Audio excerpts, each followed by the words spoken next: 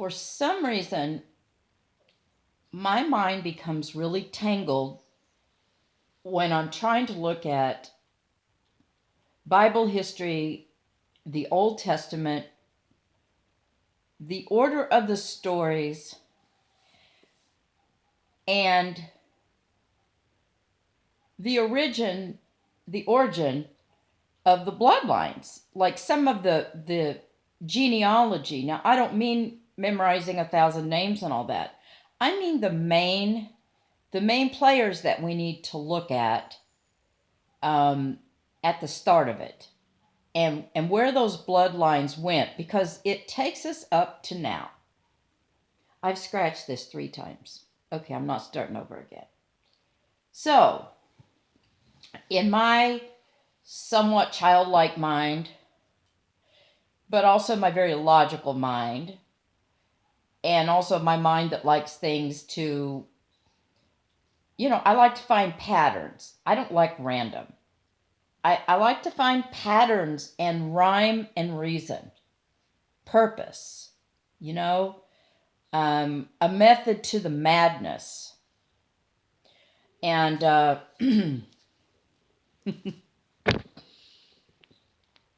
what is that? The Complete Illustrated Children's Bible. Maybe this is what I need. My mom, the shopper, orders books from TV, and specifically mainly the Jim Bakker Show. And actually she's ordered, like books by Rick Renner and Tom Horn, and actually a lot of those really good books that I've yet to read. But she ordered this, and I'm like, well, I'll take that home. Children's Bible, look at that. If there's pictures, I'm more apt to look at it. And then it comes with, look here. Well, this is a different thing. Maybe. I don't think this goes with this. I don't know. Maybe it does. Grow with the Bible and the stories and little coloring things. So let's not underestimate being a child, being childlike. And the fact is, sometimes visuals help some of us. I'm visual. So if I can have a picture or kind of a graph or a bloodline drawing of names, what you call if I can have something, a timeline, that helps me. Because for some reason, it's like there is such a spirit of confusion at times when I try to remember or study these things, and which is not often. So, I can't say that I've ever read the Bible cover to cover. I've read probably most all parts at some point, even in little portions or something. But I've never had a discipline, and probably won't. But I believe it's important, replacement theology kind of throughout the Old Testament, really kind of throwing out that history, throwing out the precedents set, the revelation of God's nature, the way he works, and the process, the tapestry woven from creation until the Messiah. So when you throw that out, just like with replacement theology, they just kind of basically threw out the Jews and said, well, they had their chance. They crucified Jesus, which is the dumbest thing in the world. They had their chance, and they blew it. So, they're not important anymore. Israel doesn't matter anymore. And the church is the new Israel, okay? That's a half-truth. It's a half-truth. That's not a whole truth. Anyway, the Gentiles are grafted in to the ancient olive tree, right? The ancient olive tree is the roots. But to save an olive tree, they will go get a wild olive branch and graft it in to an olive tree to save it. Jew and Gentile both are a part of this picture. Anyway, I don't want to follow too many little rabbit trails. Rabbit trails. Anyway, so, what do I want to say? Um, I believe it is important. I believe there's things we have missed. And of course, if you've ever watched my older videos I used to do, I talk about the whole Western mindset. Sunday school felt boards. The Western kind of sterilized teaching that took out a lot of the kind of, at times, dark realities of Old Testament times and exactly how evil and perverse it was. And I guess you could say, well, King James did kind of sterilize certain things to make them more decent or palatable to our Western minds. But in doing so, I was kind of looking at, in here, like the pictures of, is it in here or whatever? The pictures of Eve, she's always got long hair covering her breasts. And they never show Adam's penis, I mean, and I'm like, I don't know why, really. Okay. But anyway, so,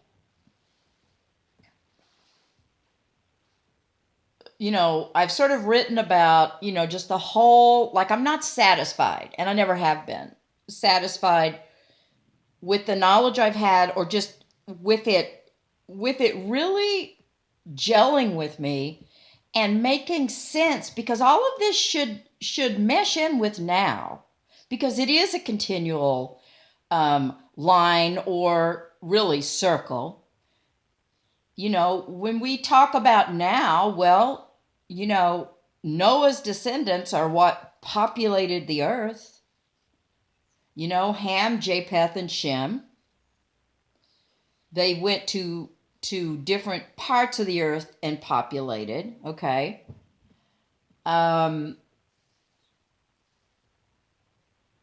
Or rather, wait a minute. Yes, that is right. Okay. That is what happened. We know that Ham's fourth son, Canaan, was cursed. Okay. We don't know exactly what happened there. So basically, when the flood happened, which was kind of a scratch and erase, a purge, because there had been so much corruption and evil happen.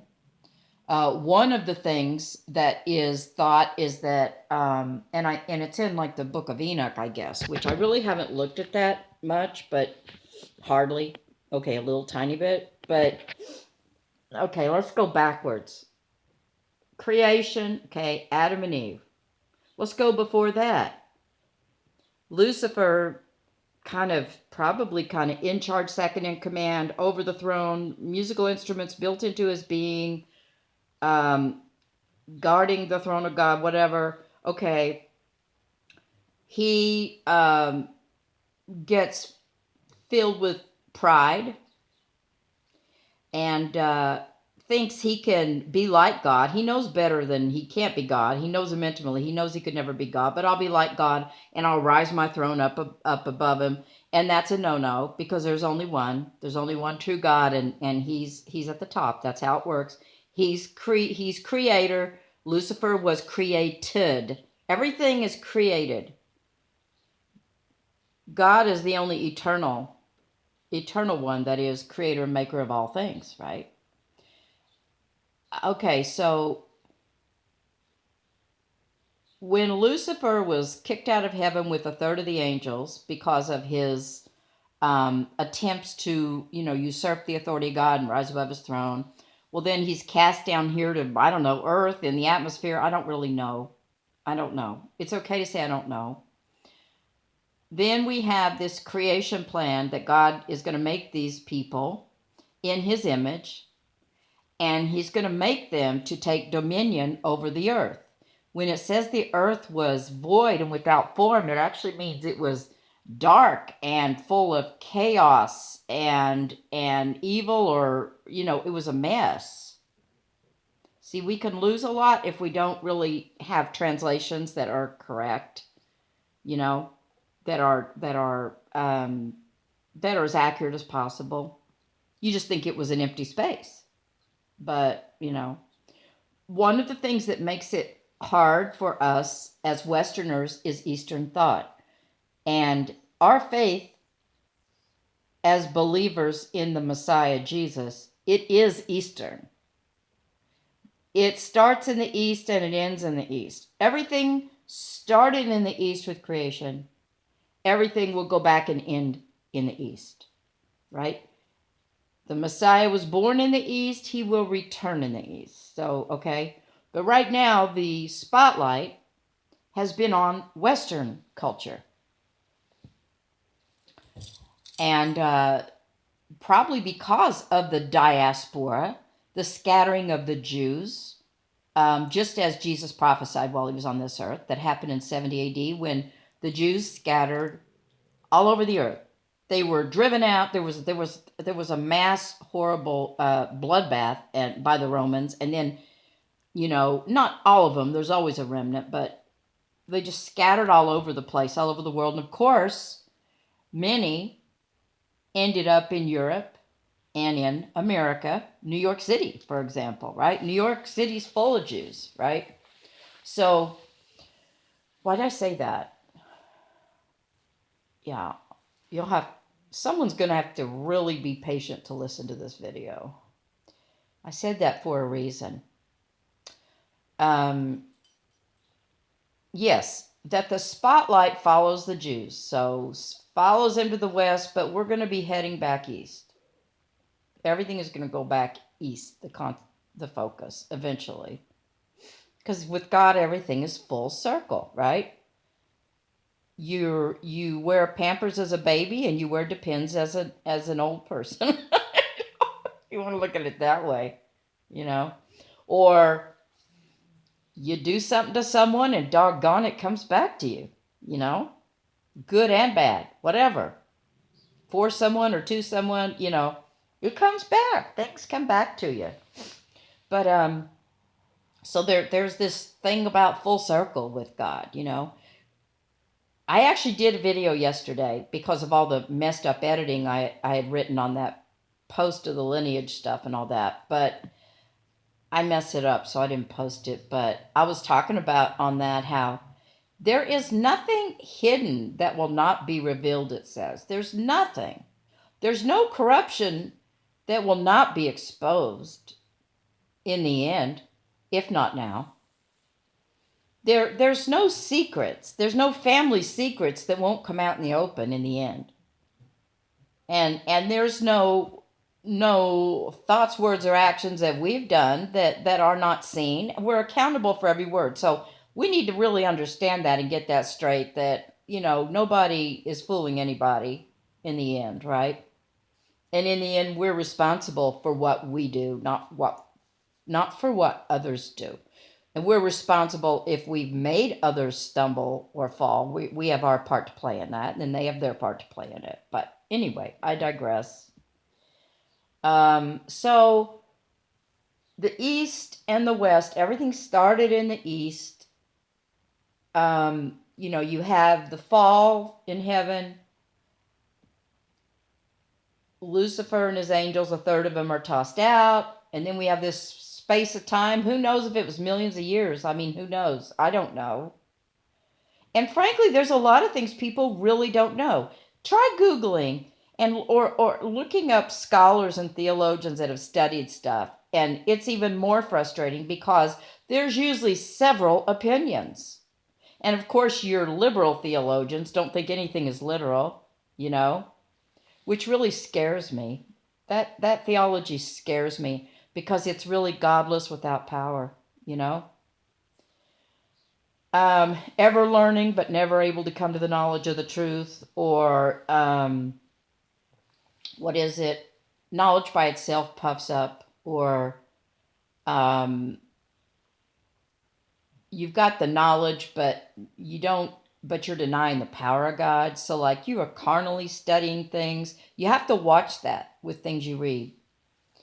Anyway, so then you have the story, okay, the first man, the first woman, the serpent who was possessed by Lucifer, whatever, comes in and twists some words around because they only have one restriction, right? One restriction. There's 2 trees, don't touch that one. That was it. There was no law. There was no sense of shame or anything like that. They were in a period, they were in a stage of innocence. They just hadn't been exposed to dark things, but they had a free will to pursue it because love cannot exist. Love and relationship with God can't exist without our free will. So he could not have made them and not given them a free will. That would not create love and relationship. Okay, so he tells them to take dominion, which of course they fall in Eden, in the Garden of Eden. They fall because they fell for the lie, which was the entryway, the gate through which Lucifer had access to people and to get into people. It's like he became God of this world then, G-O-D, small g. He became God of this world through that entryway of the first man and woman. And of course, then knowing good and evil, because of Eve was deceived, Adam willfully ate. Whatever that fruit was, however that was, now they were naked and ashamed. Like darkness, the mind become dark, right? And probably Adam and Eve used all their brain, and they had the whole color spectrum that they saw. I mean, they were probably physically very beautiful or handsome, or there was no sickness in them. There was just nothing, because there wasn't yet a corrupted bloodline to bring in sickness and decay and perverse things. So they had it. They kind of had it all, probably mentally, physically, etc., and then spiritually they were in God's presence. And then when they lost that changed everything. And then they knew they were naked.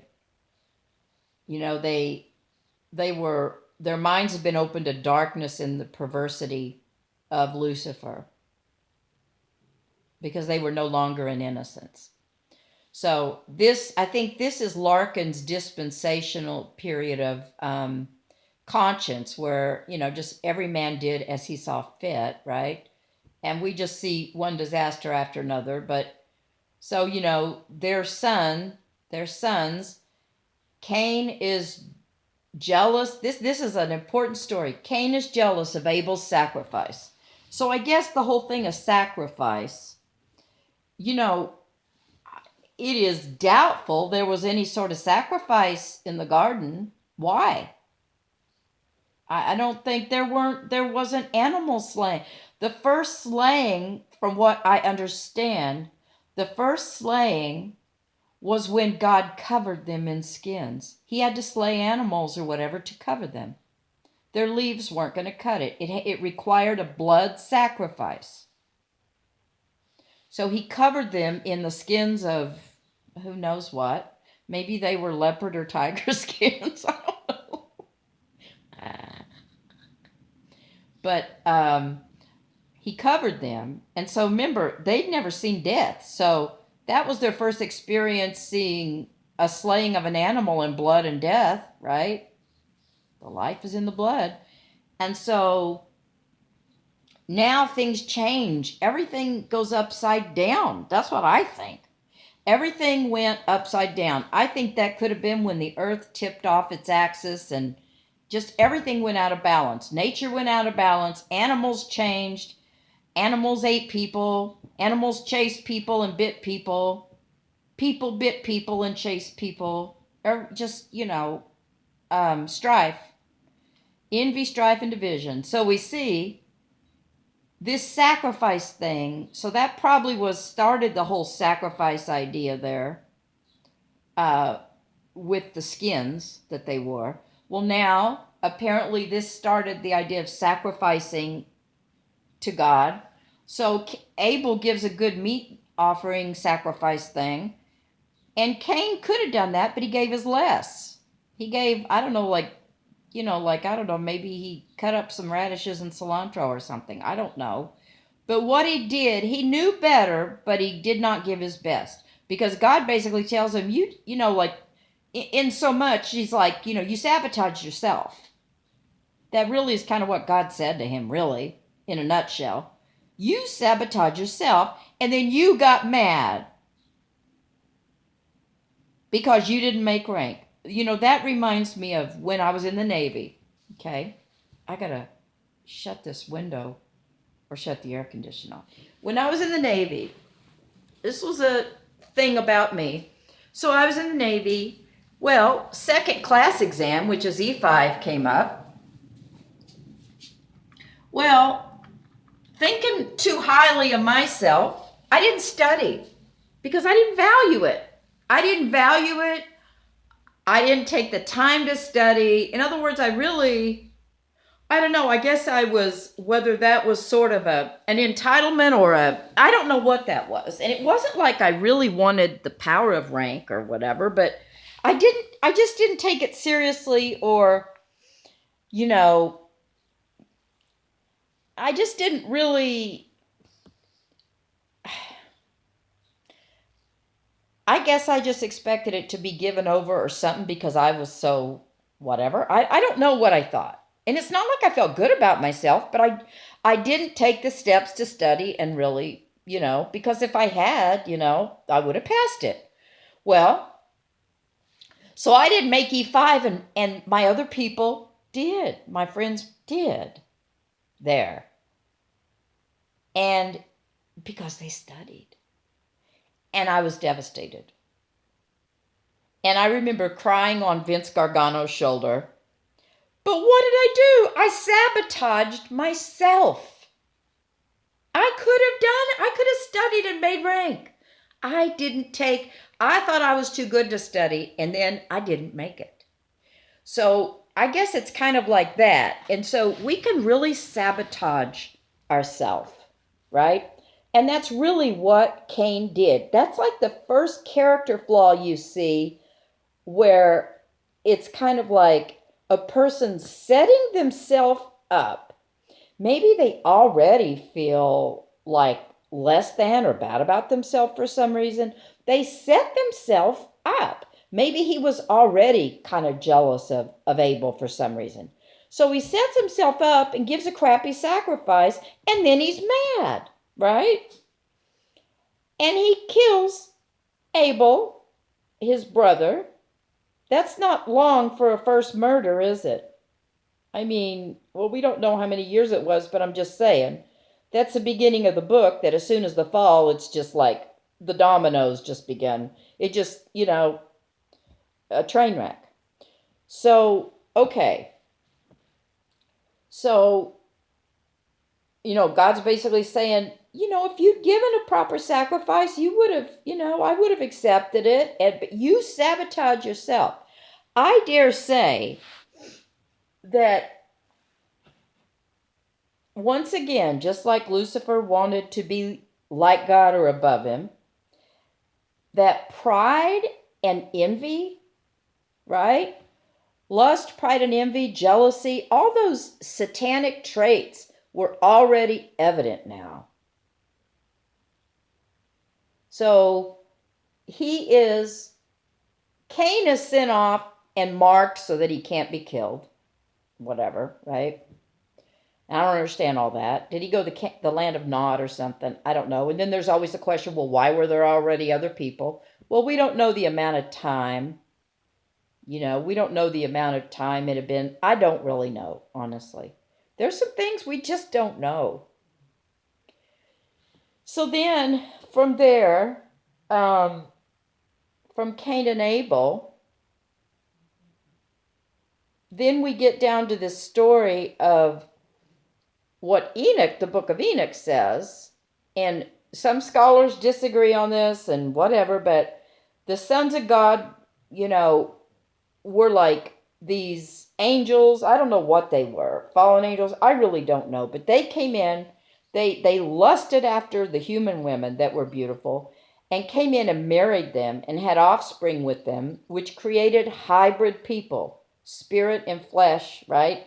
And that was not a pleasing. So, what it really, really seems like here, based on that story, based on Lot's story when the men lusted after the angels, um, based, based on people practicing bestiality, based on incest, all those things, you could really see God has some boundaries that He is teaching the people over time. There's something evil about crossing over those boundaries between flesh and spirit. Like spirit beings and flesh beings, like sex and stuff happening between the two or whatever, right? But remember, I better close this. Remember, everything Lucifer does in his kingdom, the Luciferian kingdom, known as Satan, which means adversary, father of lies, right? Um, Everything he does is a counterfeit. So think about it.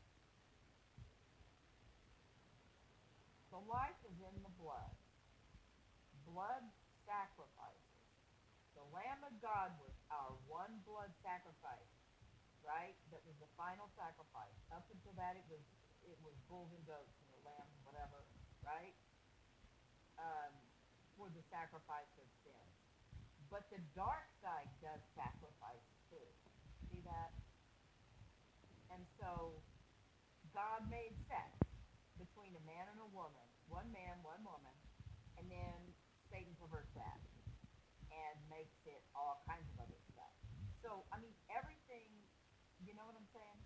So, even like this whole thing of spirit and flesh intermingling and sex and all, and then even occultic stuff with spirit and flesh and getting into darkness and all that, that's like a counterfeit of what would be what we become, which is we are a body with a soul, which is our mind, will, emotions, that receives God's Spirit when we believe, right? When we believe Him, we receive His Spirit, and we're cleansed and regenerated, right?